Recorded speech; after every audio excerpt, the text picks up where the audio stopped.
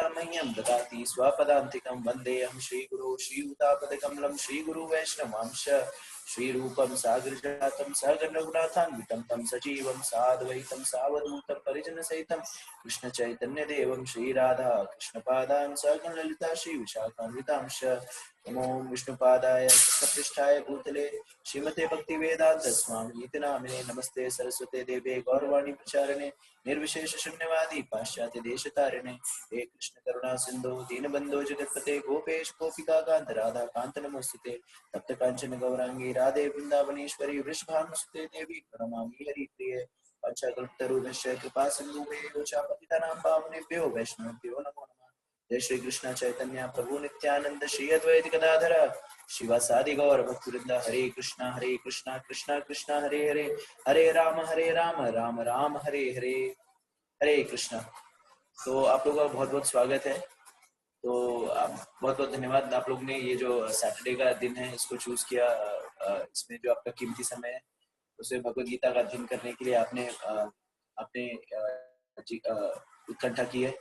तो मैं आप लोगों से ये विनती करूँगा कि ये जो नॉलेज है, ये जो ज्ञान जो आप लेने जा रहे हैं, ये बहुत ही आध्यात्मिक ज्ञान है और बहुत ही पुण्यात्मा होती है, उन्हें ये ज्ञान समझने में और लेने में रुचि होती है।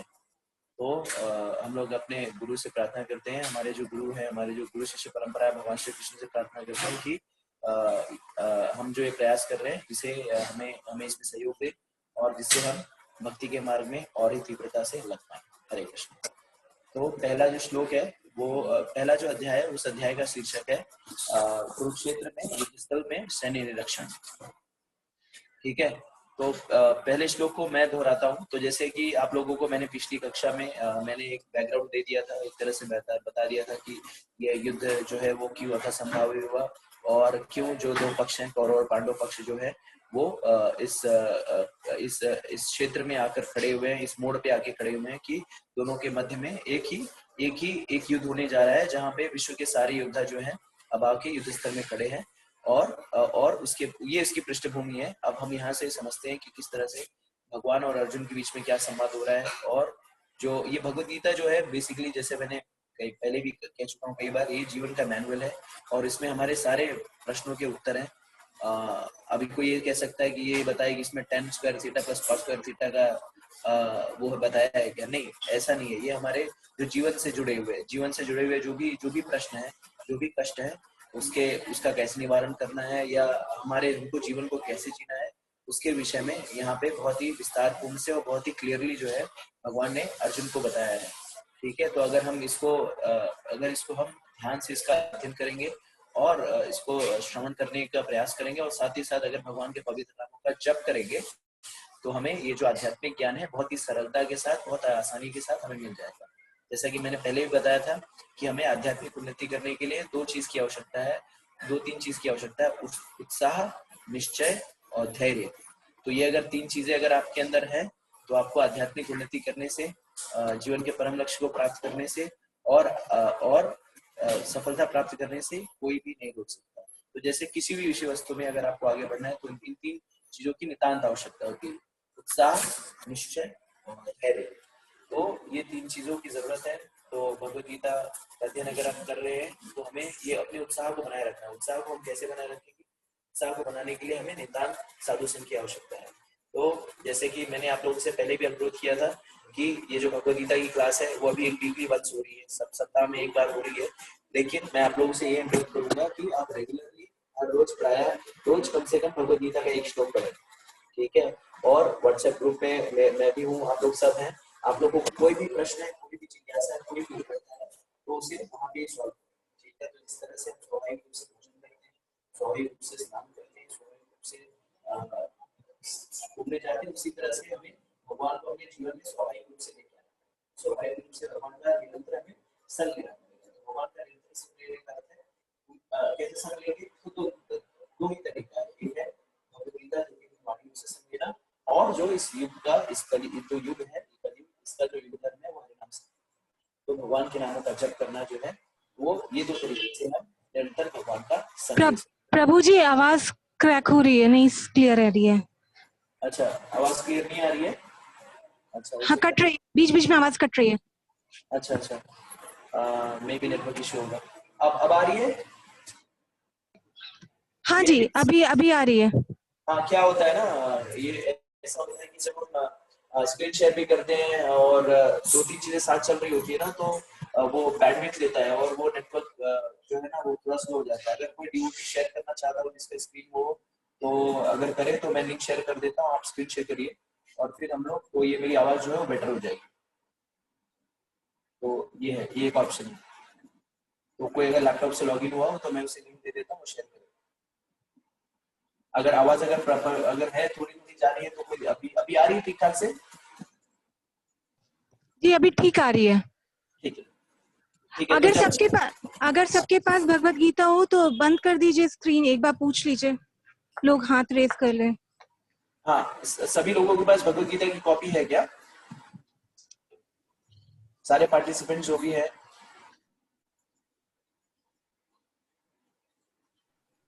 नहीं सर। अच्छा, नहीं है, कोई दिक्कत नहीं। मेरी आवाज आ रही है साफ आपको? प्रभु हाँ। जी, हाँ, व्हाट्सएप बताइए। ग्रुप में अगर आप एडेड हैं तो प्रभु जी ने शेयर की है कॉपी, उसका लिंक शेयर किया है व्हाट्सएप ग्रुप में। ओके। हाँ, आप वो अपने फोन पे एक्सेस कर सकते हैं।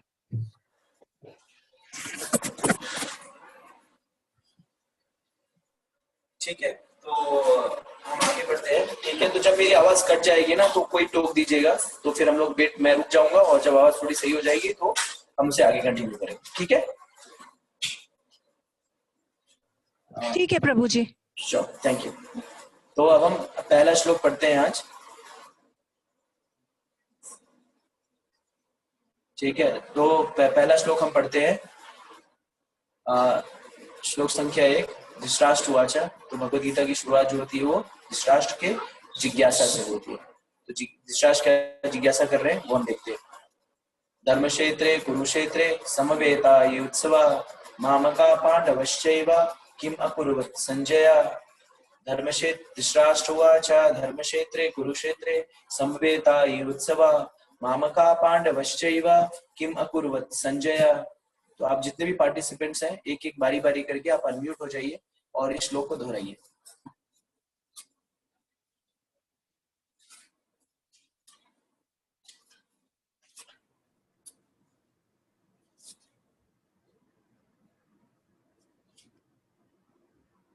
हरे कृष्णा, आप लोग सुन पा रहे हैं? जी प्रभु जी। हाँ, तो एक एक करके आप लोग दोहराइए, रिपीट करिए। अनम्यूट करके रिपीट करना है प्रभु जी? हाँ, अनम्यूट करके रिपीट करिए ना, करिए, कोई दिक्कत नहीं। अच्छा। धृतराष्ट्रवाच धर्मक्षेत्रे कुरुक्षेत्रे समवेतायुयुत्सवा मामकाः पांडवाश्चैव किम कुर्वत संजय। Very nice, wonderful. और कोई? जी। धृतराष्ट्र उवाच धर्मक्षेत्रे कुरुक्षेत्रे समवेता युयुत्सव मामकः पांडवश्चैव किम कुर्वत् Sanjay. Fantastic, very nice Yamini माता जी। हरे कृष्णा प्रभु जी। हरे कृष्णा पर्वत प्रभु, कैसे हैं? ठीक हो प्रभु जी। दोहराइए प्रभु। धृतराष्ट्र उवाच धर्मक्षेत्रे कुरुक्षेत्रे समवेतायुत्सवः मामकाः पांडवाश्चैव किम कुर्वत संजय। वेरी नाइस पर्वत प्रभु, वंडरफुल।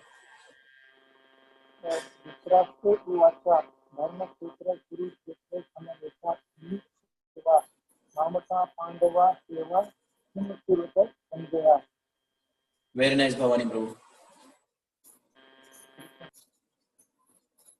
और कोई अवधेश चौबे जी, आप करना चाहेंगे?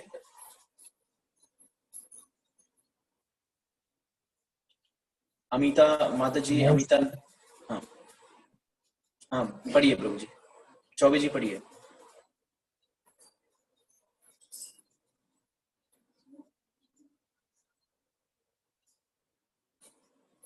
ओके।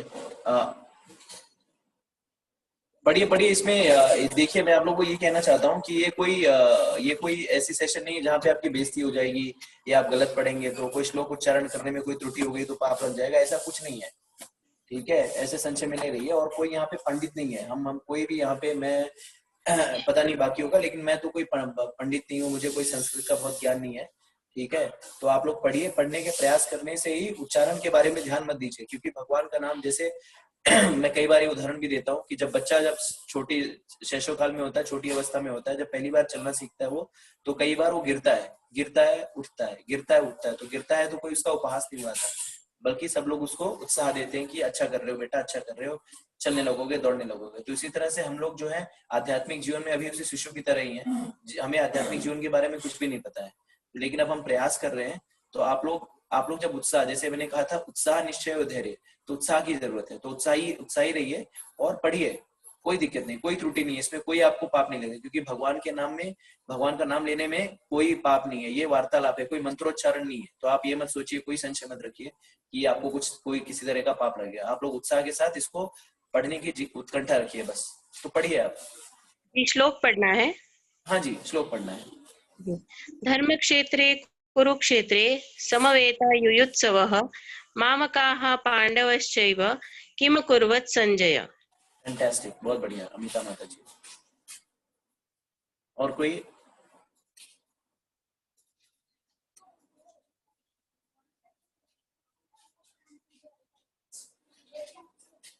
सीमा शुक्ला माता जी, पढ़िए कोई। राम सिंह प्रभु। अच्छा ठीक है, आप लोग सुनना चाह रहे हैं, कोई दिक्कत नहीं है। ठीक है, तो अब मुझे कोई एक वॉलंटियर चाहिए जो ये जो वर्ड बाय वर्ड मीनिंग है उसे पढ़े। तो कौन पढ़ेगा उसे वर्ड बाय वर्ड मीनिंग? आपकी स्क्रीन पे दिख रहा होगा। मैं पढ़ दे रही हूँ प्रभु जी। हाँ जी, पढ़िए। धृतराष्ट्रवाच, राजा धृतराष्ट्र ने कहा, धर्म क्षेत्रे, धर्म भूमि तीर्थ स्थल में, कुरुक्षेत्रे, कुरुक्षेत्र नामक स्थान में, समवेता एकता युतुस्त्वा, युद्ध करने की इच्छा से, मामका मेरे पक्ष पुत्रों, पांडवा पांडु के पुत्रों ने, चा तथा एवं निश्चय ही, किम क्या अकुर्त किया, संजय हे संजय। प्रभु जी अगर कोई त्रुटि हुई तो क्षमा करिएगा। नहीं, फिर जैसे मैंने फिर से कहा कि कोई त्रुटि की इसमें बात ही नहीं है। हम यहाँ पे छात्र हैं, हम लोग सब एक ही नाव पे बैठे हुए हैं। कोई यहाँ पे कोई किसी को जज करने के लिए नहीं आ रहा है। हम लोग सब साथ में ही और आध्यात्मिक जीवन में जानने का और समझने का प्रयास करेंगे। तो इसमें किसी से क्षमा याचना करने की आवश्यकता नहीं है। और हम लोग सब छोटे बच्चे ही है, तो हमसे त्रुटि होगी तो उसके लिए निश्चिंत रहिए, खाली उत्साह रखिए बस। हाँ, भावार्थ पढ़िए माता जी। कोई और पढ़ना चाहेगा कि मैं ही करूं? आप भावार्थ पढ़ दीजिए, फिर तात्पर्य पूछते हैं। अच्छा। धृतराष्ट्र ने कहा, हे संजय, धर्म भूमि कुरुक्षेत्र में युद्ध की इच्छा से एकत्र हुए मेरे तथा पांडवों के पुत्रों ने क्या किया? बहुत बढ़िया। ठीक है, अब तात्पर्य पढ़ने के लिए मुझे एक वॉलंटियर चाहिए जो तात्पर्य पढ़े। मैं पढ़ूं? यस माता जी, पढ़िए। ऊपर की जिन स्क्रीन नहीं दिख रही है। यस। भगवत गीता एक बहुपठित आस्तिक विज्ञान है जो गीता महात्म्य में सार रूप में दिया हुआ है। मैं यह उल्लेख है कि मनुष्य को चाहिए कि वह श्री कृष्ण के भक्त की सहायता से सर्वेक्षण करते हुए भगवत गीता का अध्ययन करे और सर्वार्थ प्रेरित व्याख्याओं के बिना उसे समझने का प्रयास करे।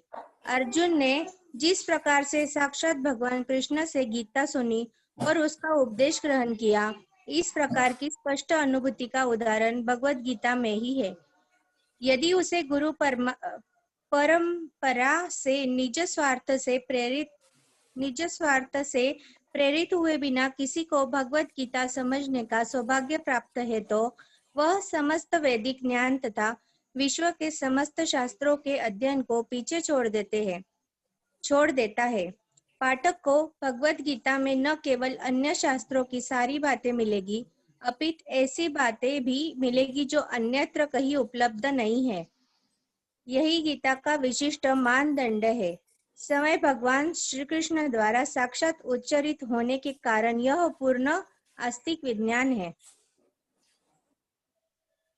महाभारत में वर्णित धृतराष्ट्र तथा संजय की वार्ताएं इस महान दर्शन के मूल सिद्धांत का कार्य करती है। माना जाता है कि इस दर्शन की प्रस्तुत कुरुक्षेत्र के युद्ध स्थल में हुई जो वैदिक युग से पवित्र तीर्थस्थल रहा है।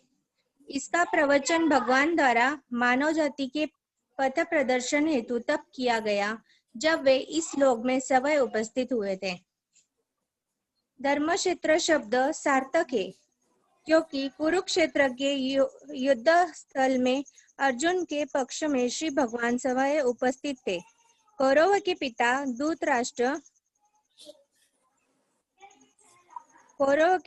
धृतराष्ट्र अपने पुत्रों की विजय की संभावना के विषय में अत्यधिक स्निग्ध था।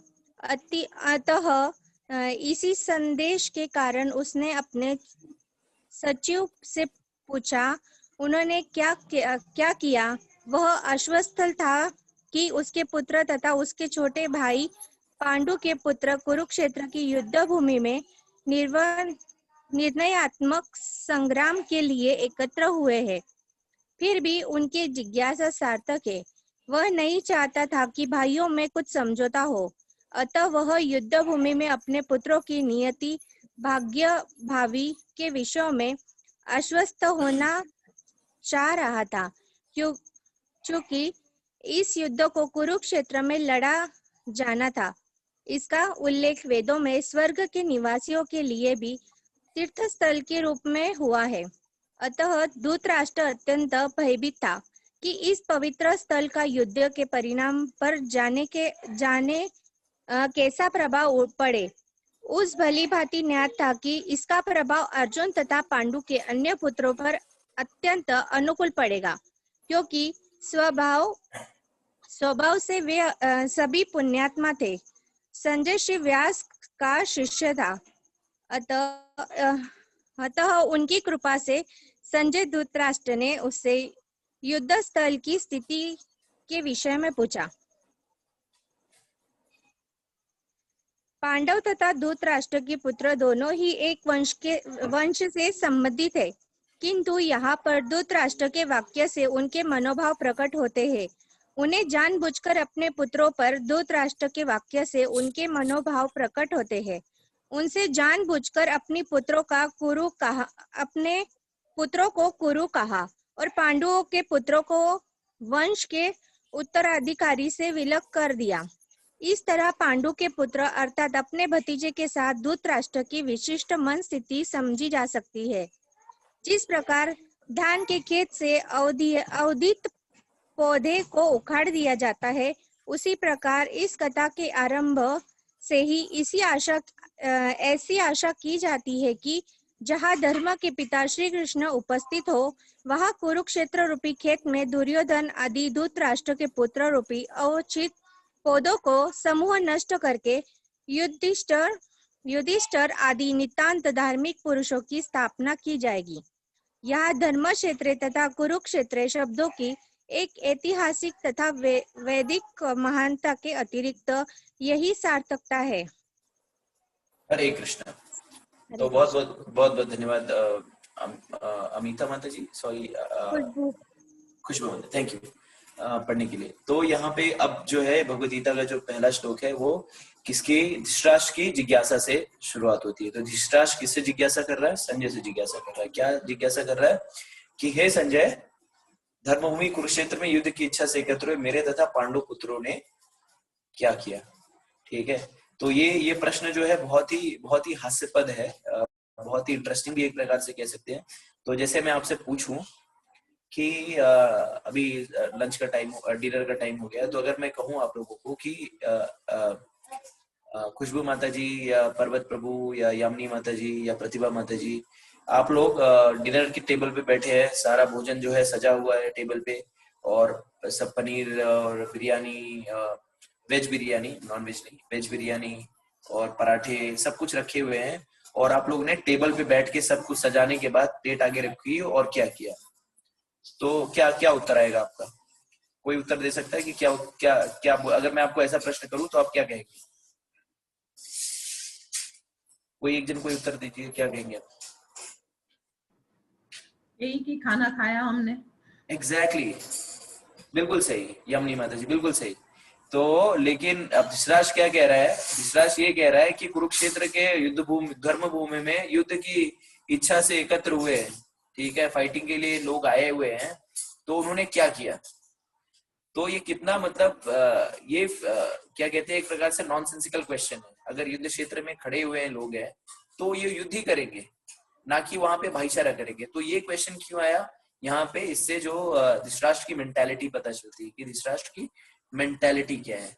तो दो तीन जो पॉइंट है तो परपोर्ट में तात्पर्य में श्रील प्रभुपाद जी हमें समझाने का प्रयास कर रहे हैं। तो पहला चीज वो कह रहे हैं कि इस भगवत गीता को कैसे समझा जा सकता है? भक्त की सहायता से संरक्षण करते हुए भगवत गीता का अध्ययन कर सकते हैं।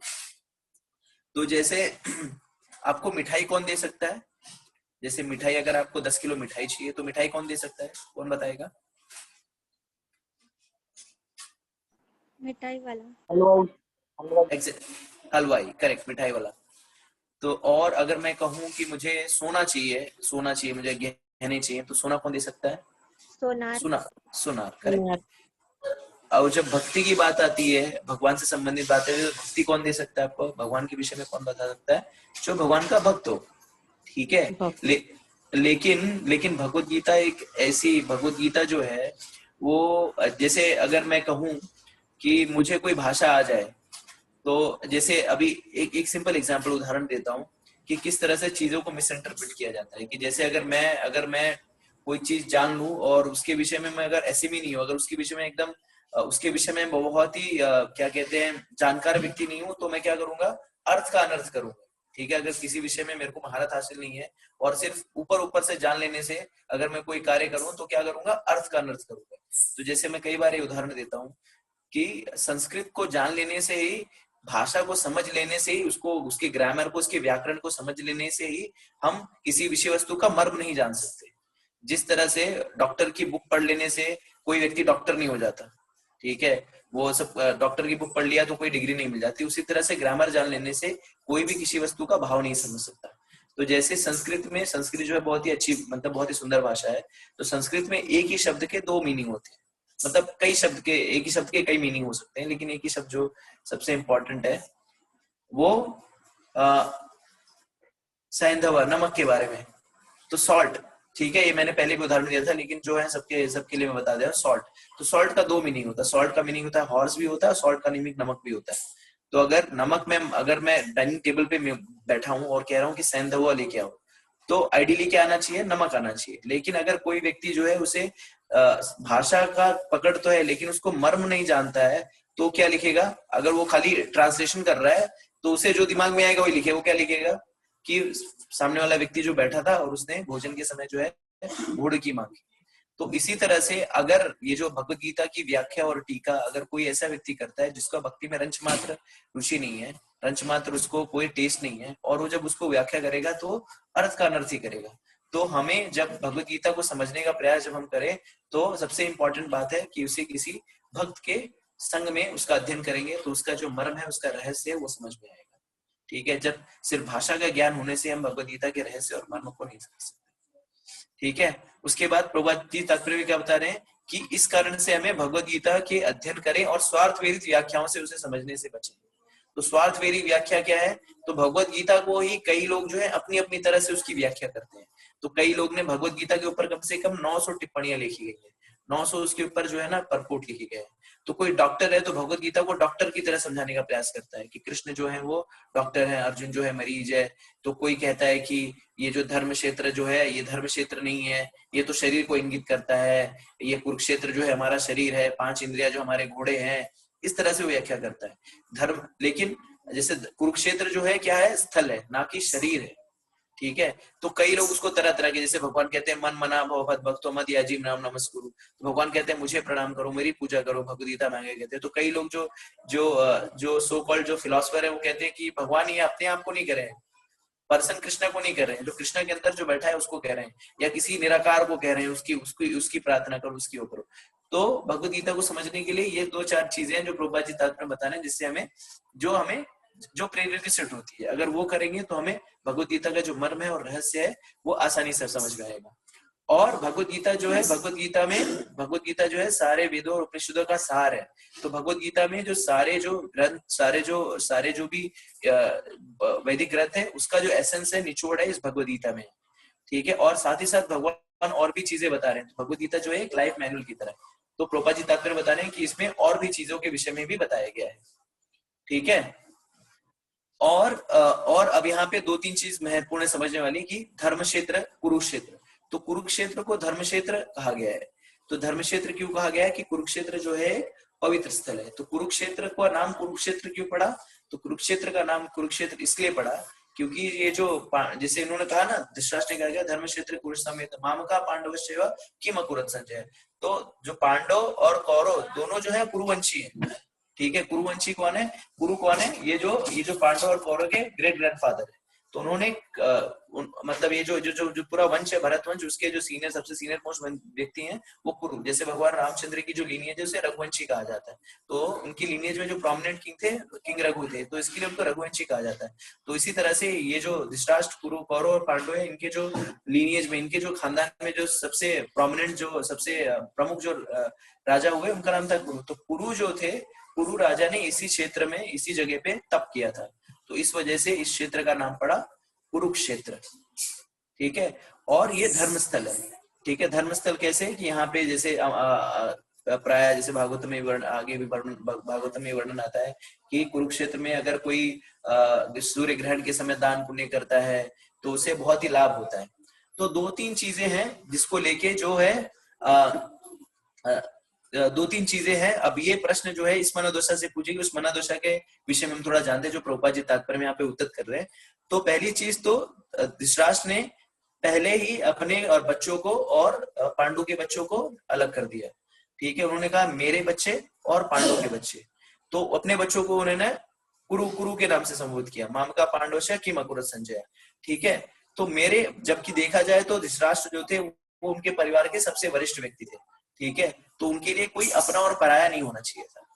लेकिन जैसे कि हम लोग भी प्राय हमारे जीवन में देखते हैं कि हम लोग भी, हमारे अंदर भी यही भावना होती है कि हम भी अपना और पराया समझ पाते हैं, देख पाते हैं कि ये मेरा पुत्र है, ये सामने वाले का पुत्र है, ठीक है। ये मेरी संपत्ति है, ये दूसरे की संपत्ति है, ठीक है। तो पहले जो धृतराष्ट्र जो थे, पहले अगर देखा जाए पहले के काल में, तो धृतराष्ट्र यही व्यक्ति था जो आंख से अंधा था।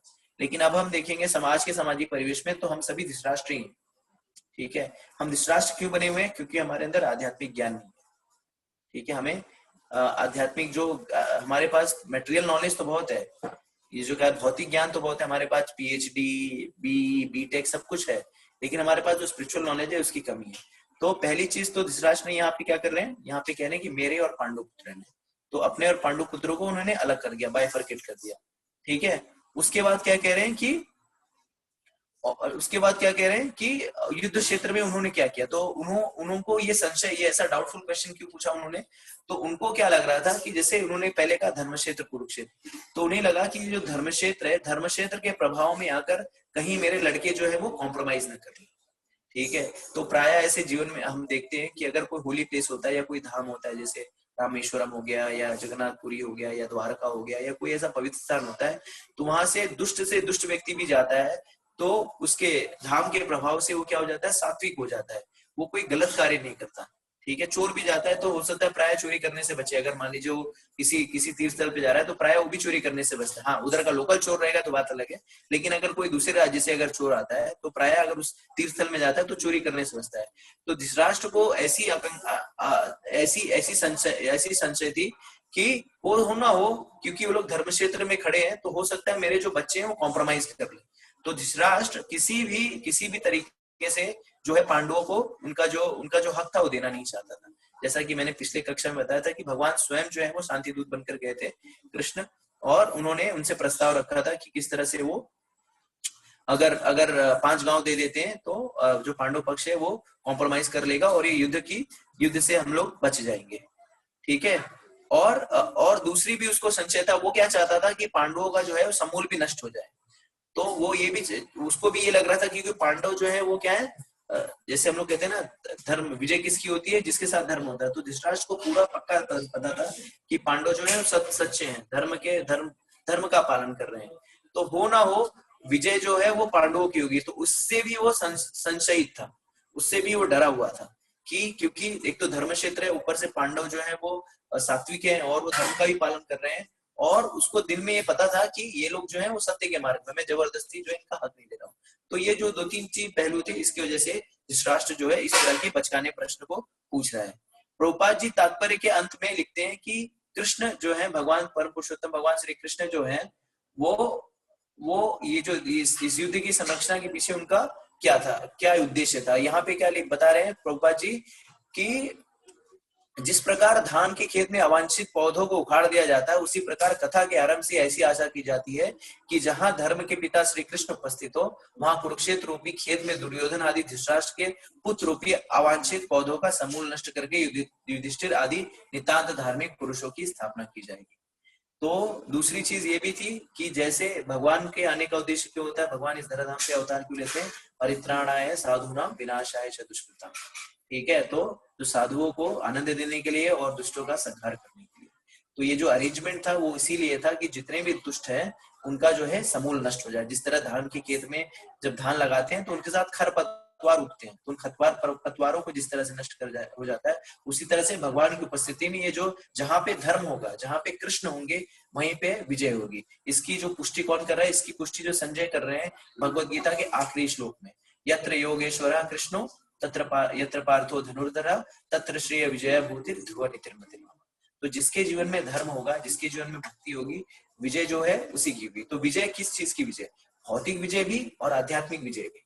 तो जब व्यक्ति जीवित रहता है, जैसे अब आप सोचिए, कई बार हम सोचते हैं कि अगर हम भक्ति करेंगे तो हमारे जीवन में कोई कष्ट नहीं आएगा या कोई व्याधि नहीं आएगी, तो ऐसा नहीं है। जो भगवान का सबसे प्रिय भक्त होता है उसके ऊपर बहुत सारी व्याधाएं आती है, बहुत सारे प्रॉब्लम्स आती है। जैसे पांडव जो थे भगवान कृष्ण के सबसे प्रिय थे, लेकिन उनके ऊपर क्या क्या नहीं बीता। उनको जहर दिया गया, जहर देने का प्रयास किया गया, उनके जो है उनके घर को उनको जला के मारने का प्रयास किया गया, उनकी संपत्ति हड़प ली गई, उनकी पत्नी को निवस्त्र किया गया, उनको छल से दुष्क्रिया में उनका सारी धन संपदा ले ली गई। लेकिन इतना सब होने के बावजूद भी कभी भी जो पांडव थे उन्होंने कभी भी ये नहीं कहा कि हे कृष्ण, आप तो परम पुरुषोत्तम भगवान है, आप तो सब कुछ है, लेकिन हम आपके साथ हैं तो भी हमें कष्ट पे कष्ट झेल रहे हैं। इनफैक्ट यहाँ तक कि जब महाभारत के युद्ध खत्म हो गया तो जो पांडवों के जो 5 पुत्र थे उनका भी वध जो है अश्वत्थामा ने कर दिया। फिर उसके बाद उनका जो पौत्र है अभिमन्यु भी मारा गया, कृष्ण का जो पुत्र है अभिमन्यु मारा गया, और परीक्षित जो उनका एकमात्र जो खानदान का एक वारिस था परीक्षित, उसको भी अश्वत्थामा ने ब्रह्मास्त्र से मारने का प्रयास किया। ठीक है, तो तरह तरह के कष्ट आए। तो हमें तो भगवान, लेकिन ये भक्त इतने उन्नत भक्त थे कि इन्होंने कभी तक उफ नहीं की। इनफैक्ट कुंती महारानी, जब भगवान कृष्ण युधिष्ठिर को राज सिंहासन पे बिठा देते हैं और द्वारका जाने के लिए कहते हैं, तो कुंती महारानी क्या प्रार्थना करती हैं कि क्या कहती हैं, विपदा संतुता शाश्वत तत्र तत्र जगत गुरु भवतो दर्शनम यत्सया अपुनर्भव दर्शनम। तो कुंती महारानी कहती हैं कि हे कृष्ण, जब आप अभी हमारा सब कुछ ठीक हो गया, हमारे जीवन में अब सुख आ गया है, तो आप हमें छोड़कर जा रहे हैं, ठीक है, लेकिन मुझे ऐसे किसी सुख की अभिलाषा या आकांक्षा नहीं है, हमें ये सुख नहीं चाहिए, मुझे आप दुख दीजिए।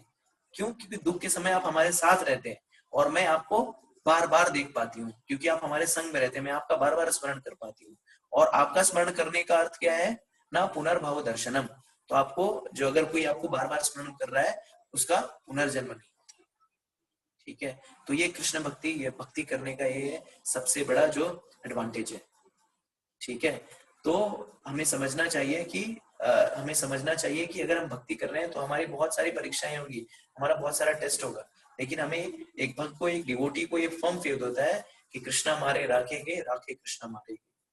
तो भगवान जो है हमें सदैव प्रोटेक्शन देते हैं, ठीक है। इसी के लिए मैंने स्टार्टिंग में कहा 3 चीज की नितांत आवश्यकता है, उत्साह, निश्चय, धैर्य, ठीक है। और भगवत गीता हम पढ़ेंगे आगे, 2nd चैप्टर में आएगा कि इस तरह से दुख और सुख जो है वो क्या है, एक टेम्परेरी फेज होता है, ठीक है।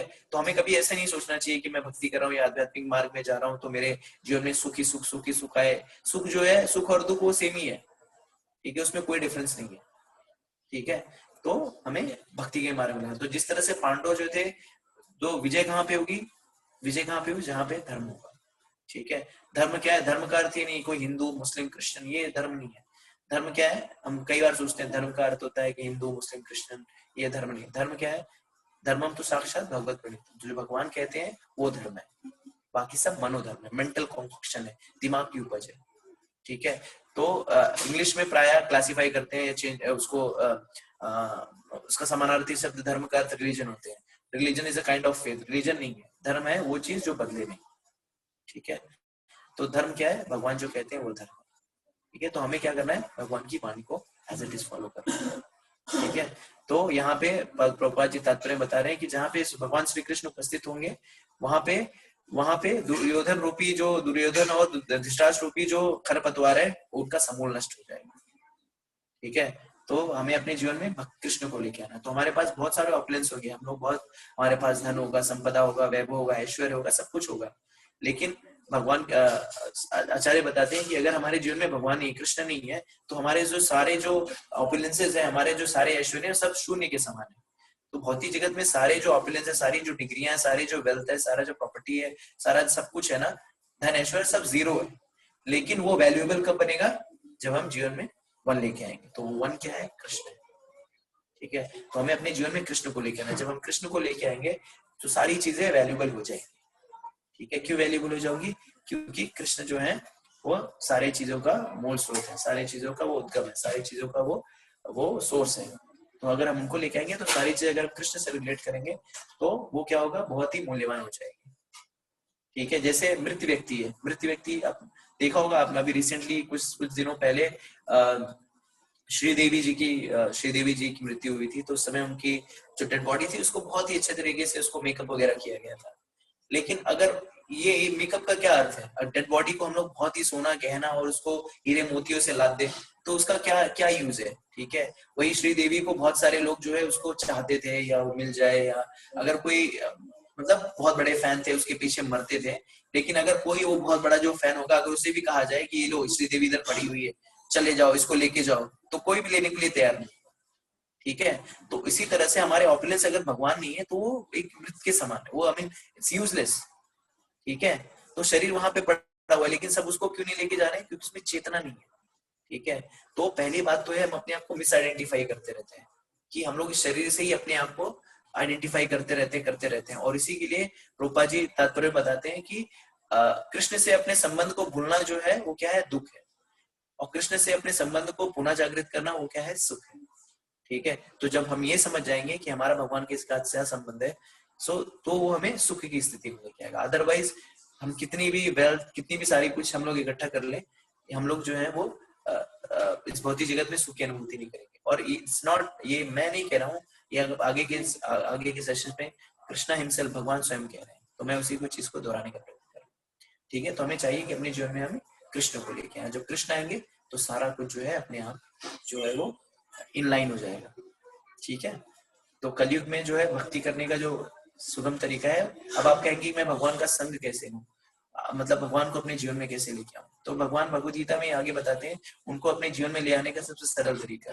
9 चैप्टर बताते हैं, यत् करोषि यदश्नासि यत् जुहोषि ददास्यत् यत् तपस्यसि कौन्तेय तत्पुरुषं मदर्पणम्। सो आप जो भी कुछ कर रहे हैं उसे भगवान को अर्पित करिए। जो भी आप खा रहे हैं उसे भगवान को भोग लगा के खाइए। जो भी आप धन उपार्जन कर रहे हैं उसे भगवान को अर्पित कीजिए। ओ लॉर्ड इज योर्स। कुछ भी लेके आ रहे हैं उसे भगवान को अर्पित कीजिए, बस भगवान जो है उसको एक्सेप्ट करेंगे और वो कृष्ण प्रसाद हो जाएगा। ठीक है, तो ये बहुत सरल तरीका। और कलयुग का युग धर्म है, जो युग धर्म है वो है हरिनाम संकीर्तन। यहाँ पे चैन द होली नेम, भगवान के पवित्र नामों का जप। हरे कृष्णा कृष्णा कृष्णा हरे हरे, हरे राम राम राम हरे हरे। ठीक है, तो ये श्लोक संख्या 1 सबको समझ में आ गया? इसमें किसी का कोई प्रश्न है?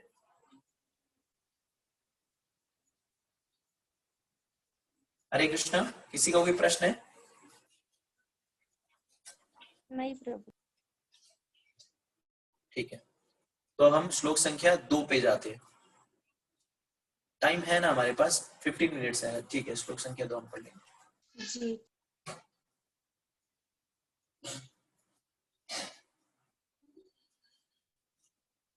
ठीक है,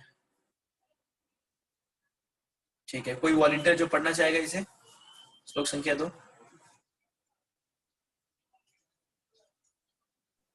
मैं पढ़ूं? यस पढ़िए। दृष्टा न पाण्डवानिकं व्यूढं दुर्योधनस्तदा आचार्यम् उपसंज्ञं राजा वचन ब्रवीत्। कोई वॉलंटियर जो और पढ़ना चाहेगा इसको? पर्वत प्रभु, प्रतिभा माता जी, यामिनी माता जी, खुशबू माता जी, हाँ मैं पढ़ती हूँ। पढ़िए। संजय उवाच। संजय ने कहा, दृष्टा देखकर तू, लेकिन पांडव अनीकम पांडवों की सेना को, व्यूढ़म व्यूह रचना को, दुर्योधन राजा दुर्योधन ने, तदा उस समय, आचार्यम शिक्षक गुरु के, उपसंज्ञम पास जाकर, राजा राजा, वचनम शब्द, अब्रवीत कहा।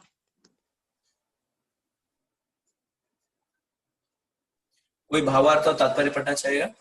जी प्रभु जी मैं पढ़ती हूँ। पढ़िए माता जी। भावार्थ है, संजय ने कहा, हे राजन, पांडु पुत्रों द्वारा सेना की व्यूह रचना देखकर राजा दुर्योधन अपने गुरु के पास गया और उसने ये शब्द कहे। तात्पर्य, धृतराष्ट्र जन्म से अंधा था, दुर्भाग्यवश वह आध्यात्मिक दृष्टि से भी वंचित था। वह यह भी जानता था कि उसी के समान उसके पुत्र भी धर्म के मामले में अंधे हैं और उसे विश्वास था कि पांडवों के साथ कभी भी समझौता नहीं कर पाएंगे, क्योंकि पांचों पांडवों जन्म से ही पवित्र थे। फिर भी उसे तीर्थ स्थान के प्रभाव के विषय में संदेह था, इसलिए संजय युद्ध भूमि की स्थिति के विषय में उसके प्रश्न के मंतव्य को समझ गया। अतः वह निराश राजा को प्रोत्साहित करना चाह रहा था।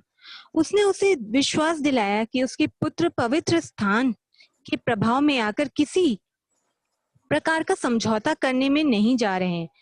उसने राजा को बताया कि उसका पुत्र दुर्योधन पांडवों की सेना को देखकर तुरंत अपने सेनापति द्रोणाचार्य को वास्तविक स्थिति से अवगत कराने गया।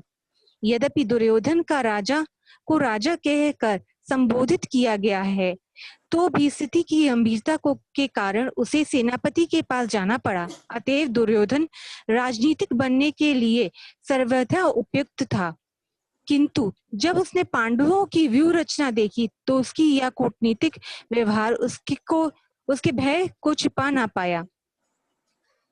हरे कृष्णा। बहुत बहुत धन्यवाद प्रतिभा माता जी।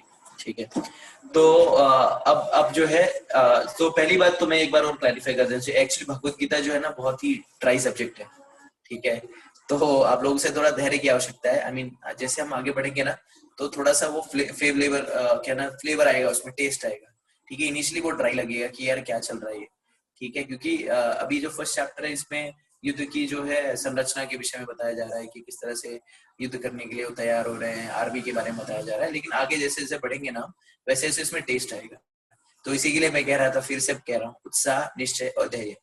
ठीक है, तो ये कोई फास्ट फूड की तरह नहीं। जो फास्ट फूड था वो 4 दिन में हमने देख लिया था, जो 4 दिन का सत्र था वो फास्ट फूड की तरह था, लेकिन वो क्या आपको टेस्ट दे सकता है, लेकिन असल जो रियल एसेंस है वो इस सिस्टमैटिक स्टडी में है। ठीक है, तो ऐसा है। तो अब यहाँ पे सेकंड, अब जो संजय जो है धृतराष्ट्र ने प्रश्न पूछा और संजय जो है उत्तर दे रहा है। तो संजय जो है, संजय को व्यासदेव की कृपा से उसे दिव्य दृष्टि प्रदान थी कि वो सारी विषय वस्तुओं का सजीव प्रसारण कर सके, लाइव टेलीकास्ट कर सके। तो एक तरह से संजय जो है धृतराष्ट्र के लिए एक लाइव टेलीकास्ट प्रस्तुत कर रहा है। ठीक है, तो अब दुर्योधन अब वो क्या बता रहा है कि सबसे पहले वो धृतराष्ट्र के, क्योंकि अपने पुत्रों के विषय में सुनने के लिए ज्यादा उत्सुक था, तो संजय ने इसलिए कुरु जो धृतराष्ट्र के पुत्र है उनको उनका विवरण देने की शुरुआत की। तो उसने क्या कहा कि दुर्योधन अपने गुरु के पास गए और ये शब्द कहे, पांडु पुत्रों की सेना की व्यूहरचना देखे। तो प्रभुपाद जी तात्पर्य बता रहे हैं कि धृतराष्ट्र जो था जन्म से अंधा था। ठीक है, जन्म से भी अंधा था और बुद्धि से भी अंधा था, और जैसे उसका पुत्र था वो तो आंख से देखता था लेकिन वो भी बुद्धि से अंधा ही था। ठीक है, तो इससे हमें क्या समझ में आता है? इससे हमें ये समझ में आता है कि बच्चे जो हैं, हमारे जो चिल्ड्रंस हैं, हमारे जो बच्चे हैं, वो संस्कार कहाँ से सीखते हैं? हमसे संस्कार सीखते हैं। सो हम जैसा आचरण करते हैं ना वैसा ही हमारे बच्चे भी आचरण करते हैं प्राय, ठीक है। तो हम शास्त्रों में वैदिक ग्रंथों में बताया गया है कि जैसे आचरण हम करेंगे, जैसे हम आचरण करेंगे, तो जैसे माता, जो कहा जाता है ना, जैसे माता आचरण करेगी वैसे ही पुत्री भी आचरण करेगी, और जैसे ही पिताजी आचरण करेंगे वैसे ही पुत्र आचरण करेगा। तो बच्चा जो है, लड़की जो है अपनी माँ से सीखती है, और लड़का जो है अपने पिता से सीखता है, ठीक है। तो कई बार प्राय घरों में ये बहुत चर्चाएं होती है कि देखिए हमारे जो बच्चे हैं वो झूठ बोलना सीख गए, ये गलत कार्य कर रहे हैं, हाय हाय हम तो झूठ बोलते नहीं है, हम तो इस तरह की बातें करते नहीं है। पता नहीं कहाँ से सीख लेता है, दोस्तों से सीख लेता होगा, संग इसका खराब है। लेकिन अगर हम आत्मावलोकन करेंगे, अगर हम उस चीजों को देखेंगे, तो जो कल्प्रिट है या जो जो जो जो जो इसके लिए जो जिम्मेदार है वो कोई बाहर वाला नहीं है, हम स्वयं जिम्मेदार है। जैसे छोटा सा उदाहरण देता हूँ, जैसे अभी फोन कॉल आता है, ठीक है, और हमें किसी व्यक्ति से बात करने की इच्छा नहीं होती, और फोन कॉल हम नहीं भी उठा सकते, मतलब ऐसा भी नहीं कर सकते हम ना उठाए उसे, हमारी मजबूरी होती है, ना हमें लीले बन रहा होता है, ना लीले बन रहा होता है, ना उगलते बन रहा होता है। तो हम प्राय क्या कहते हैं, एक बीच का रास्ता निकालते हैं। क्या निकालते हैं? बच्चों को दे देते हैं। बच्चों को देके, हाँ बेटा बोल दो पापा जो है घर पे नहीं है, ठीक है, पापा जो है बाथरूम में है, और हम रहते ही वहां पे, ठीक है। जब ऐसी हम उसको शिक्षा देते हैं, पापा जो है बाथरूम में नहीं है, तो हमने क्या उसको बोलना सिखाया? झूठ, ठीक है।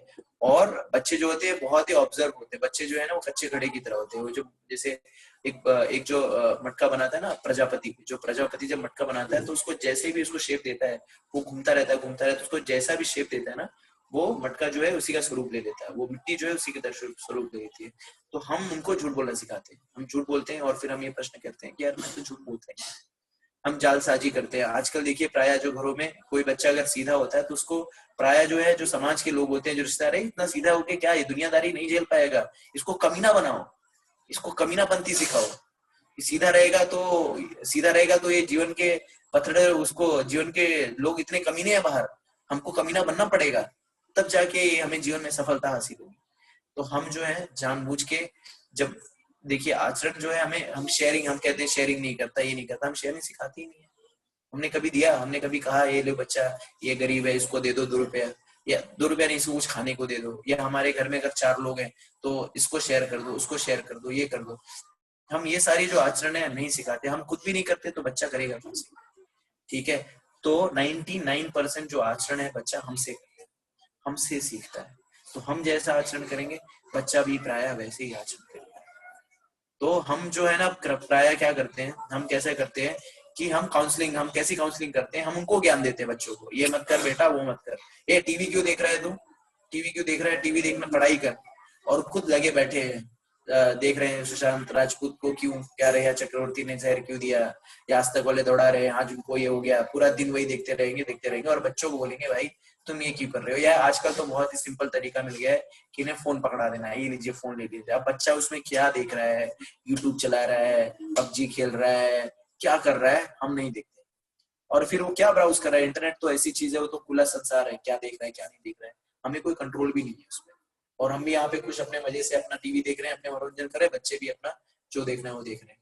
तो जैसा देखेंगे वैसा ही सीखेंगे। ठीक है, हम उठेंगे 10 बजे, बच्चों को कहेंगे सुबह 4 बजे उठ के, नॉट पॉसिबल, नॉट प्रैक्टिकल। ठीक है, तो प्रैक्टिकल क्या है, आप जैसा आचरण करेंगे वैसा ही सीखेगा। तो अगर आपको किसी व्यक्ति को सिखाना है तो पहले खुद वैसा आचरण करना पड़ेगा। तो एक बहुत ही फेमस स्टोरी है, आपको भी पता होगी। तो एक बार एक साधु होता है, एक फैमिली होती है, उसका बच्चा जो बहुत चॉकलेट खाता रहता है या बहुत चीनी खाता रहता है। ठीक है, बहुत चीनी खाता रहता है, तो वो चीनी उसको खाने से छुड़ा नहीं पाते। तो क्या करते हैं, प्राय जैसे हमारे यहाँ पे भी होता है, हम लोग जाते हैं स्पिरिचुअल या अपने गुरु के पास, या जो हमारा स्पिरिचुअल मेंटर होता है या जो हमारा आध्यात्मिक, उसके पास हम भौतिक प्रॉब्लम्स को लेके जाते हैं। आई मीन इट्स ओके, हम जा सकते हैं, कोई दिक्कत नहीं है। लेकिन हम जाते हैं तो उनसे क्या आशीर्वाद, प्राय हम भौतिक आशीर्वाद मांगते हैं कि इनको दे दो, हमें आशीर्वाद दे दो बाबा जी कि मेरी जो है नौकरी लग जाए, या मेरा प्रमोशन हो जाए, मेरा बिजनेस बड़ा हो जाए, और इस तरह के हम मांगते हैं। ठीक है, तो ये सब जो है मतलब ऐसी इच्छाएं लेके हम जाते हैं। और प्राय मैं आपको एक चीज बता देता हूँ कि कोई भी बाबा या कोई भी सो कॉल्ड पंडित या कोई भी कुछ आपको आशीर्वाद दे के आपके भाग्य को नहीं बदल सकता। ठीक है, नोबडी, एंड इट्स नॉट, ये मैं नहीं कह रहा हूँ, it's not I am saying, it was शास्त्र, भगवद गीता, भागवतम, स्क्रिप्चर्स से कि कोई भी पंडित आपके भाग्य को नहीं बदल सकता। कोई भी आपका भाग्य जो है वो आपका कर्मफल के हिसाब से आपको जो मिलना है वो मिलेगा। कोई भी ये नहीं बोल सकता कि मैंने आपको आशीर्वाद दिया तो आपको फलाना हो गया या आपका बिजनेस में फायदा हो गया, ये सब बोगस है, बोगस है। ओनली वन पर्सन, एक व्यक्ति जो है आपके भाग्य को चेंज कर सकता है, वो है परम पुरुषोत्तम भगवान श्री कृष्ण। तो भक्ति करने से ही आपका भाग्य बदल सकता है। आपका कर्म फल जो है, आपने जो कर्म किया है वो आपको मिलेगा ही, उससे ना कोई एक पैसा ज्यादा मिलेगा ना एक पैसा कम। ठीक है, तो ब्रह्म संहिता में ब्रह्मा जी इसकी पुष्टि करते हैं, कर्माणि च निर्धाति किंतु च भक्ति भाजा। ठीक है, तो अगर आप भक्ति करते हैं तो आपका जो कर्म है, कर्मफल का जो लेवल है वो कट जाएगा, लेकिन वो मिटेगा नहीं। तो कोई भी आपका पुखराज या कोई एमराल्ड या कोई भी आप एमराल्ड पहन लीजिए या कोई वो पहन लीजिए, तो आपका शनि राहु केतु जो है कोई इसको कंट्रोल में नहीं कर सकता। ठीक है, और एमराल्ड वगैरह या कोई बाबा आपको आशीर्वाद दे दे, बाबा ये लो बच्चा मैंने तुमको शक्ति दे दी जाओ, कुछ नहीं। Whatever you have done you have to suffer. आपने जो कर्मफल किए वो नहीं कटेगा, उसका जो है वो आपको सफर करना पड़ेगा। हाँ, लेकिन अगर आप भक्ति करते हैं, भगवान की भक्ति करते हैं, तो भगवान जो है वो सब चीज के मालिक है। ठीक है, तो वो कुछ भी कर सकते हैं। तो भक्ति करने से ही आपकी चीजें जो है वो जो भी है आपका जो कर्मफल है वो कम होगा, काट नहीं सकता कोई उसको। ना कोई बाबा आपको आपके भाग्य से ज्यादा दिला सकता है, ना कोई पोंगा पंडित आपको आपकी जो आपकी मनोकामना ये इच्छा पूरी कर दे, ये मंत्र पढ़ लो वो अच्छा पूरी हो जाएगी, वो मंत्र पढ़ लो, ये नजर सुरक्षा कवच लगा लो 2000 का 4000 का तो आपको ये हो जाएगा। तो ऐसा कुछ नहीं होता। ठीक है, ये मैं नहीं कह रहा हूँ, स्क्रिप्चर शास्त्र कह रहे हैं। आप ये सब चीज के चक्कर में पढ़ने की कोई जरूरत नहीं। ठीक है, भक्ति करने से सारा कुछ होगा। तो वो बाबा के पास जाते हैं, coming back to the point, बाबा के पास जाते हैं, उनसे कहते हैं बाबा जी मेरे जो पुत्र हैं वो चीनी खाना बंद नहीं कर रहा है मेरा लड़का। तो बाबा जी कहते हैं ठीक है बेटा 2 हफ्ते के बाद आना। 2 हफ्ते के बाद जाते हैं, फिर से बाबा जी बोलते हैं कि ठीक है बाबा जी ये आपको याद है ना, तो बोलते हैं हाँ। तो लड़के को बोलते हैं कि बेटा कल से तुम चीनी मत खाना। ठीक है, तो बोले यार 2 हफ्ते के बाद बुला के यही बात आपने, तो कुछ जिज्ञासा होती है, उत्कंठा होती है, माता जी रहती है, पत्नी होती रहती है, कहती बाबा जी तो ठीक है मैं समझ गया, आपने आशीर्वाद तो दे दिया, लेकिन यही बात तो आप 2 हफ्ते पहले भी बोल सकते थे ना। तो बाबा जी ने कहा कि मैं स्वयं ही तब चीनी के प्रति आ सकता था। ठीक है, मैं खुद ही चीनी खाता था, तो मैं उसको कैसे कहता कि मैं चीनी मत खाऊं। ठीक है, तो जब तक हम आचरण, तो इससे हमें क्या समझ में आता है, मॉरल ऑफ द स्टोरी क्या है कि हमें आचरण, we have to walk the talk. तो जब हम वॉक द टॉक करेंगे तो बच्चे भी वैसा ही संस्कार हमसे ग्रहण करेंगे। तो यहाँ पे धृतराष्ट्र जो था, क्योंकि वो अधर्मी था, वो सब गलत कार्य करता था, उसने प्रोत्साहन दिया, इसके लिए उसके बच्चे भी जो थे वो अधर्मी निकले। ठीक है, और इसी के लिए संजय वो जानता है कि धृतराष्ट्र की मनोदशा क्या है, और उसकी निराशा को समझ गया। जब उसने ये प्रश्न पूछा कि यार युद्ध क्षेत्र में जाके उन्होंने क्या किया, तो इसके लिए वो समझ गया उसकी मनोदशा को कि ये भयभीत है। किस लिए भयभीत है? क्योंकि एक तो धर्म क्षेत्र है, ठीक है, एक तो पुण्य स्थली है, दूसरे से पांडव जो है वो धर्म का पालन करते हैं, सेकंड डिसएडवांटेज हो गया, और तीसरे कृष्ण भी जो है पांडव के पक्ष में। तो ये तीनों चीजें जो है बहुत डेडली कॉम्बिनेशन। और मेरे पुत्र जो है वो पहले से अधर्मी है, वो नालायक है, और उन्होंने सब गलत कार्य किया है। तो ऐसी स्थिति में मेरे जो बच्चे हैं वो कैसे जीतेंगे, या वो युद्ध स्थल में उनका क्या होगा, उनका तो सर्वनाश ही होना है। तो ये जो एंजाइटी है उसके अंदर, जो उत्कंठा, उसके अंदर जो डर था, उसी को उसने उस प्रश्न की तरह से जाहिर किया, और इस भाव को संजय ने समझ लिया। और इसलिए अब वो क्या कर रहा है, अब वो बता रहा है कि किस तरह से दुर्योधन अब अपने सेनापति के पास जा रहा है। तो प्राय देखिए ये किसके लिए सेनापति से के पास क्यों जा रहा है, तो अभी क्यों जा रहा है, तो प्राय जो सेनापति है वो किसको रिपोर्ट करता है, राजा को रिपोर्ट करता है, करेक्ट। लेकिन यहाँ पे अर्जुन, दुर्योधन जो है वो पांडव पक्ष को देख के, उसकी रचना को देख के वो खुद भयभीत हो गया है।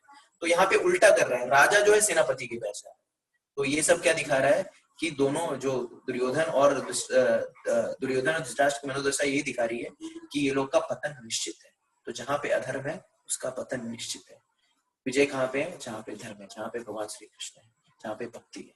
ठीक है, तो हमें चाहिए कि हम अपने जीवन में भगवान को लेके आए और विजय प्राप्त करें। ठीक है, इस कलयुग में हम भगवान को कैसे अपने जीवन में ला सकते हैं, भगवान के पवित्र नाम का जप करके। हरे कृष्णा कृष्ण कृष्ण हरे हरे, हरे राम राम राम हरे हरे।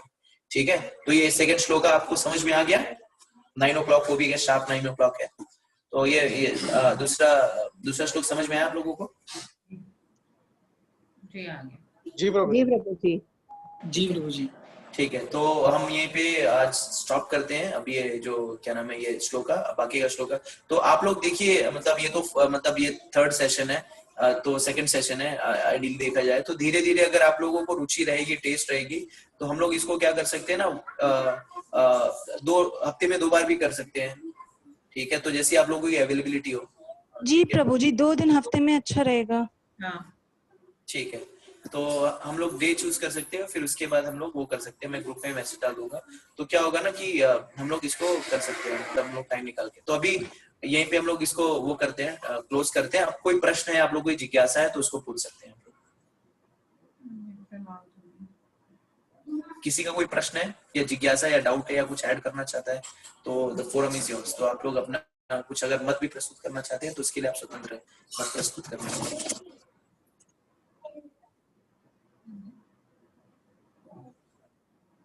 तो किसी का कोई प्रश्न नहीं है, कोई जिज्ञासा नहीं है, कुछ नहीं? मेरा एक मत है। हाँ बताइए। मेरा एक सुझाव है, मत बताइए। हाँ, जैसे प्रभु जी अभी आप काफी देर तक पूछ रहे थे कि कोई और है जो श्लोक बोलना चाहता है या तात्पर्य पढ़ना चाहता है, तो जो लोग इंटरेस्टेड रहे, जो लोग जिनकी जिज्ञासा रहे, वो अपना हाथ खड़ा कर दें, तो ताकि वो टाइम बचेगा और हम ज्यादा से ज्यादा इसमें ज्ञान प्राप्त कर पाएंगे, ज्यादा श्लोक हम कवर कर पाएंगे एक सेशन में। हाँ ठीक है, ठीक है। एक्चुअली क्या है ना, अभी देखिए फैमिलियरिटी सब कुछ, सारी चीजें जो है वो फैमिलियरिटी के ऊपर डिपेंड करती है। तो अभी हम फैमिलियर नहीं है, तो लोग जो है उतने, मतलब उनको भी थोड़ी सी हिचक है। ठीक है, तो ग्रेजुअली ये जो हिचक है ना वो निकल जाएगी। ठीक है, तो 1-2 सेशन ऐसे ही चलेगा। उसके बाद जब सब फैमिलियर हो जाएंगे, एक दूसरे को जानने लगेंगे, तो हिचक चली जाएगी, तो सारे लोग स्वयं आएंगे। तो जैसे हम कभी भी कहीं, क्योंकि हम अलग अलग क्षेत्रों से, अलग अलग शहरों से जुड़े हुए हैं और हम किसी को जानते भी नहीं, तो कई लोगों को हिचक रहती है। तो आपका सुझाव जो है बहुत बढ़िया है। ठीक है, तो 1-2 सत्र हम ऐसे करेंगे, जिज्ञासा करेंगे। अगर वो है जो आप कह रही है हैंड रेस करने का, तो भी कर सकते हैं, वो भी पूछ लेंगे और फिर हम आगे बढ़ेंगे। तो ठीक है, तो इससे क्या होगा, मैं चाहता हूँ कि ज्यादा से ज्यादा लोग एंगेज होंगे, तो उससे क्या होगा कि उनको भी इसमें टेस्ट आएगा और रुचि आएगी इसमें भी। ठीक है, ठीक। ठीक है। तो और कोई प्रश्न या जिज्ञासा या कुछ? ठीक है, तो अगर कोई प्रश्न जिज्ञासा कुछ नहीं हो तो फिर हम यहाँ पे इस सत्र को क्लोज कर सकते हैं। और अगर आप लोग के कोई फ्रेंड्स है, क्लोज रिलेटिव्स हैं, या जो ज्वाइन करने के लिए अगर वो है, क्या कहते हैं, इंटरेस्टेड है, तो उनको भी आप ऐड कर सकते हैं ग्रुप में। और ये इसका वीडियो जो है मैं वो यूट्यूब पे अपलोड करके इसका जो लिंक है आपको मिल जाएगा, तो आप लोग उसको भी देख सकते हैं। ठीक है, और अगर सब लोगों का मतलब अगर सब लोग अग्री होंगे तो हम इसे हफ्ते में 2 दिन कर सकते हैं। ठीक है, तो उस हिसाब से, क्योंकि फिर टाइम लेके फिर हम लोग उसको। ठीक, तो अगर किसी को कोई प्रश्न है तो यहाँ पे हम सेशन एंड करते हैं। और आप लोग से ये भी अनुरोध है कि जैसे आप लोग, जैसे ये हफ्ता, जैसे हम लोग ये हफ्ते की एक बार, मतलब एक सैटरडे मिलते हैं, तो टाइम मैं आप लोग से रिक्वेस्ट करूंगा, एक विनम्र विनती है कि आप लोग क्या करिए, आप लोग के पास, सबके पास भगवद गीता की PDF है, कॉपी है, तो आप क्या करिए कि आज से आप लोग हर रोज जो है वो एक श्लोक जो है पढ़ने का प्रयास कीजिए। उसका देखिए छोटे छोटे श्लोक हैं, तात्पर्य है, तो हर रोज अगर आप एक श्लोक पढ़ेंगे ना, तो एक हफ्ते के बाद आप 6 श्लोक पढ़ चुके होंगे। ठीक है, तो उससे क्या होगा कि आपकी कंटिन्यूटी बनी रहेगी, क्योंकि भक्ति में कोई भी चीज में आगे बढ़ने के लिए कंटिन्यूटी की जरूरत है। हम लोग जैसे रोज नहीं मिल पाते, हम लोग हफ्ते में एक ही दिन मिल रहे हैं। ठीक है, तो आप लोग एक श्लोक रोज पढ़िए, और फिर जब हम लोग नेक्स्ट सैटरडे जब भी मिलेंगे, तो हम क्या करेंगे, हम जो भी श्लोक पढ़ रहे हैं उस पर डिस्कशन करेंगे, आप आगे पढ़ते जाइए। ठीक है, तो जैसे जैसे हम आगे पढ़ेंगे वैसे वैसे आपके जो डाउट्स है वो भी क्लियर होंगे। अगर आप पढ़ना चालू किए हैं, अगर आपको कोई डाउट है तो व्हाट्सएप ग्रुप में आप पिंग कर सकते हैं। ठीक है, व्हाट्सएप ग्रुप में आपकी जिज्ञासा पिंग कर सकते हैं, मैं उस प्रश्नों का उत्तर देने का प्रयास करूंगा। ठीक है, और अगर आप चीज कर सकते हैं, हम लोग जो है वो चैंटिंग बहुत जरूरी है, भगवान के पवित्र नामों का जप जो है बहुत जरूरी है। तो हम लोग एक शॉर्ट सेशन कर सकते हैं, जिसमें हम लोग एक मतलब 10 मिनट का जो है ना चैंटिंग कर सकते हैं, 10 मिनट जप कर सकते हैं, जिसमें हम लोग साथ में, जितने भी लोग हैं, हम लोग साथ में भगवान के पवित्र नामों का चैंटिंग करेंगे। और फिर उसके बाद क्लास को या अलग से कोई सेशन लेके उसमें हम लोग चैंटिंग भी कर सकते हैं, उसकी भी प्रैक्टिस कर सकते हैं। तो चैंटिंग और भगवान के नामों का जप और भगवद गीता रीडिंग जब साथ बाय साथ चलेगी, या when it will go together, जब ये दोनों साथ में चलेंगे, तो हमारी आध्यात्मिक उन्नति या हमारी जो कहते हैं ना कि हमारा जो प्रोग्रेस है बहुत फास्ट होगा।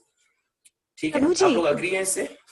प्रभु जी, जो चैंटिंग वाली आपने बात बोली है, वो हम लोग रेगुलर रोज कर सकते हैं? 10 मिनट का ही सवाल है, अगर सब लोग राजी हो तो।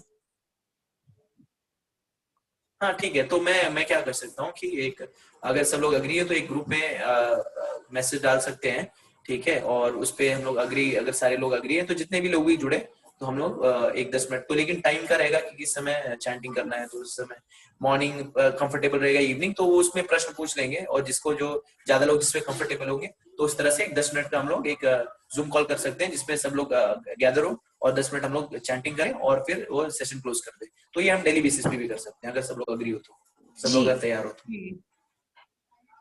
ठीक है। हाँ बताइए, आप कुछ बोलना चाहती हैं माता जी, बताइए। नहीं, बस मैं वही कह रही थी, सब लोग अपना मत दे दें उस चीज पे तो हम लोग शुरू कर सकते हैं, ये बहुत अच्छी चीज रहेगी। श्योर, ठीक है, तो ऐसा है, तो फिर हम लोग वो ग्रुप में मैसेज डाल सकते हैं और जिसको जैसे मतलब जैसे भी कन्वीनियंट हो वो अपना मत दे देंगे और फिर हम उसको स्टार्ट कर सकते हैं, ठीक है, साइड बाय साइड, ठीक है। तो यहीं पे हाँ, तो मेरा ये आप लोगों से विनती है कि ये जो रीडिंग है वो कंटिन्यू रखिए, रोज एक श्लोक जो है वो प्राय आप लोग पढ़िए, ठीक है, और ट्राई करिए कि जो सेशन जो है वो मिस ना करें, ठीक है, कंटिन्यूटी की बहुत जरूरत है। और वैसे भी क्या होता है कि ये सब चीजें जो है ये मतलब कंटिन्यूटी इसमें बहुत जरूरी है, अगर किसी भी चीज में अगर आपको आगे बढ़ना है या उसमें करना है तो कंटिन्यूटी की बहुत आवश्यकता होती है। तो ये जो रीडिंग है उसका कंटिन्यूटी बनाए रखिए, और उससे क्या होगा, आप रेगुलर टच में रहेंगे, और भगवान की वाणी और भगवत गीता में भगवान स्वयं और भगवत गीता में कोई डिफरेंस नहीं है, क्योंकि भगवत गीता जो है भगवान की वाणी, और वाणी और भगवान में कोई डिफरेंस नहीं है, तो उससे आप टच में भी रहेंगे, और इससे क्या होगा कि आपको एक टेस्ट भी आएगा। तो मैं आपसे हाथ जोड़ के प्रार्थना करता हूँ कि आप लोग जो है एक एक श्लोक तो रोज ही पढ़िए, ठीक है, और वो जब की चैटिंग जो सेशन है उसके विषय में मैं ग्रुप में मैसेज डालूंगा, तो आप लोग उस पर रिस्पॉन्ड करिएगा, तो इस हिसाब से हम डिसाइड करेंगे, ठीक है। ठीक है, तो यहीं पे इस सेशन को एंड करते हैं। भगवत गीता यथारूप की जय, श्रील प्रभुपाद की जय। हरे कृष्णा कृष्ण कृष्ण हरे हरे, हरे राम हरे राम राम राम राम राम हरे हरे। जय श्रील प्रभुपाद। हरे कृष्ण। हरे कृष्ण प्रभु जी, हरे धन्यवाद। कृष्ण, धन्यवाद। हरे कृष्ण। हरे कृष्ण, धन्यवाद। हरे कृष्ण। हरे कृष्ण। धन्यवाद प्रभु जी। Thank you.